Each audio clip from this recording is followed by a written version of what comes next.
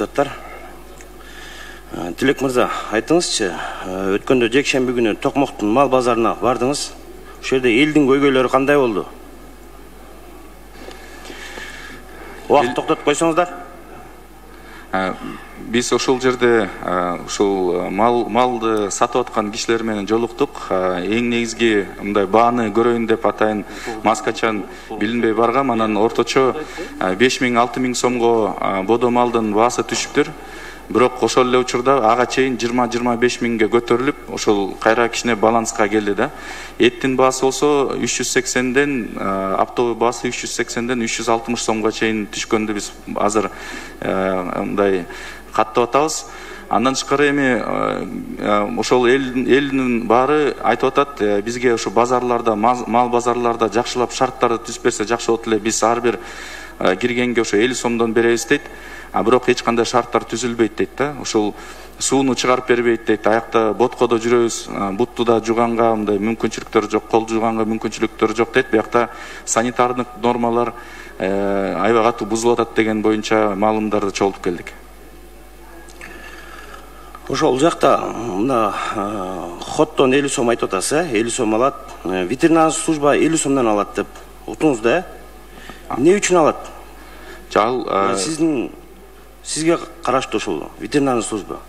Айтыңызчы. Ал ветеринардык инспекцияга караштуу да. Ал бизден өзүнчө бөлүп салышпады беле. Биз ошону айтып атабыз да, министрликке функцияларды, полномочияларды берсе, биз жакшылап баарын көзөмөлгө алганга мүмкүнчүлүк болот. Мал базардын акыбалын көрдүңүз да, Көрдүңүз деле. Анча-мынча ат сарайлар, анча-мынча уй сарайлар жакшыраак.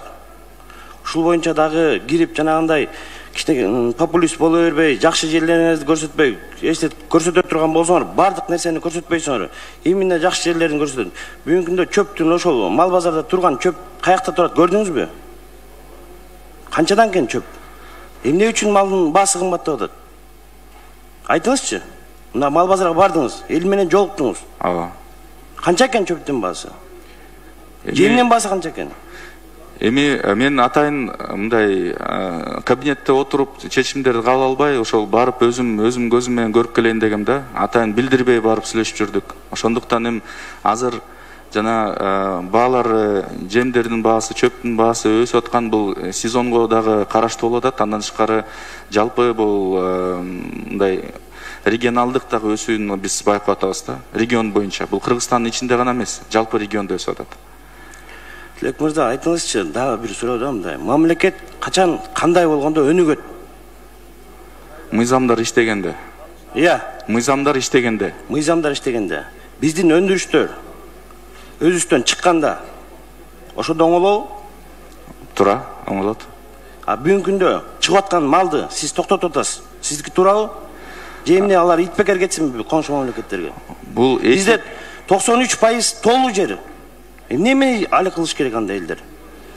Мен сиздерге биякта мындай биякта саясий чечим болду да. Бир жакта бизде ушул экспорт маселеси болуп атат, экинчи жакта азык-түлүк коопсуздук болуп атат да. Бир жакта бизде 10 миң, 20 миң деген фермерлер болуп атат. Бул жакта болсо 6 миллион киши болуп атат да. Ошондуктан 6 миллион кишинин мындай талаптарындагы биз азыркы учурда кризиске байланыштуу эми кыргыз элге өзгөчө эттин баасы 500 сомдон өйдө ашып кеткенде 700 сомго, 600-700 сомго чыгып кетпесин дегенде чечим болду. 700 сомго чыгып кетсе баарыбызга жаман болмок эле да. Сиз границаны ачып бериңиз. Сизге ошол жактан да элдер айтты. Керек болсо азыр Россиядан каалаганча малыңды киргизип берем деп. Границаны ачып бериңиз деп. Бизде бул боюнча биринчи ошол жалпы тартипке алып келип алсак, эме чек аралар катуу кармалса, ошондо мындай башкарганга мүмкүнчүлүктөр бар болсо, биз дагы бул боюнча чечимдер кабыл алабыз да. Анан азыркы баасы нормалдаштырылганда, жакшы туруктуу болуп калганда биз өзүбүз ошол чечимди кабыл алып беребиз да. Тилек мырза, сизге өтүнүч. Ушул өзүңүздүн коллективиңизди алыңыз, барыңыз. Бүгүнкү күндө могу келип жаткан жекшемби күнү дагы мал базарга барыңыз. Бүгүнкү күндө 1000ден ашык мал кирет, жылкы эле. 1,5 миңге жакын бодо мал кирет. Ошолор акчасы каяка кетип атыптыр, канча налог төлөп атыптыр. Бүгүнкү 10 секунд.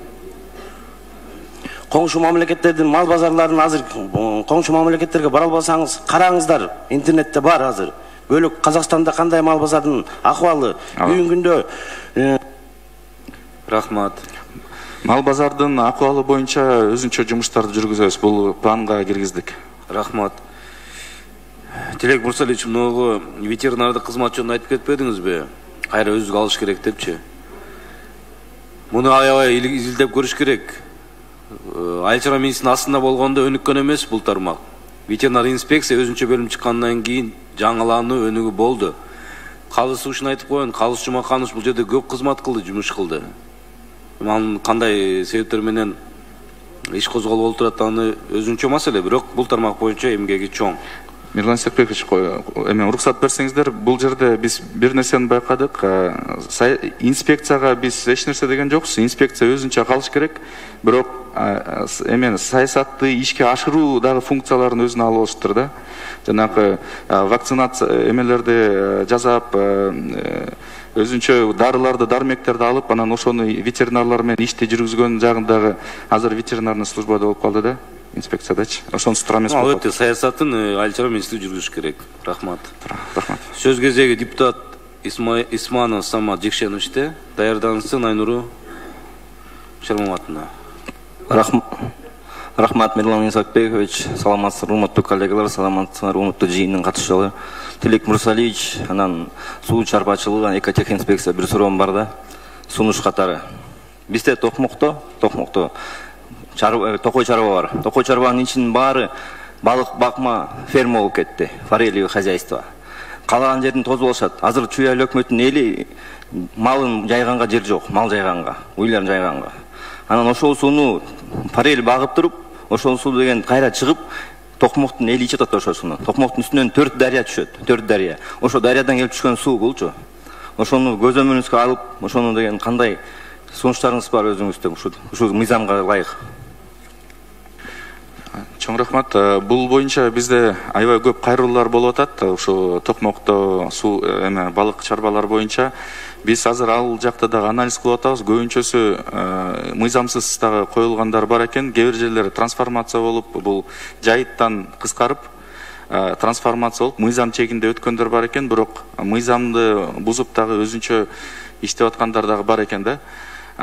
Бул эки жагы бар. Бир жагы сиз айтып аткан ошо маселе болот. Экинчи жагы бул жалпы ошо Токмок шаарына дагы мурун билесиз да, өзү суусу көтөрүлүп турчу эмес беле.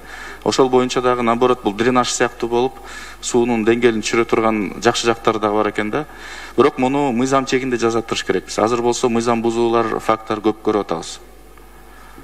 Ооба, туура, ал чарбалар мындай мыйзам менен иштегендер да бар, Бирок ошолордун арасынан азыр деген карасаңыздар, они там 3-метровые заборы поставили, загородили землю. Раньше на этой земле люди пасли скот, там мы в детстве играли. Сейчас нету там ни одного метра клочка пустой земли нету. Лесхоз все или распродал, или в аренду отдал, непонятно. Вот я бы хотел уточнить это, и чтобы вы этим вопросом занялись, Тилек Мурсалиевич. Рахмат.